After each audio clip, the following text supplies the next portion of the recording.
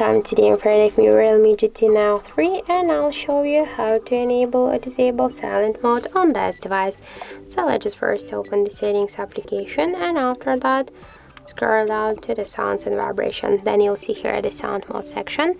Just click here once and just to change the ringtone mode to the silent, switch it by this way. So now silent mode is activated and we can see that the ringtones and notifications they are mute. Also, if you wanna just turn off silent mode, you should switch it here to the ring again. We have also the second way how we can do that. We can just only mute our ringtone and we'll see that the ring mode automatically changed to the silent one, and by the same way we can also switch silent mode to the ringing. And also have this third way how we can do that.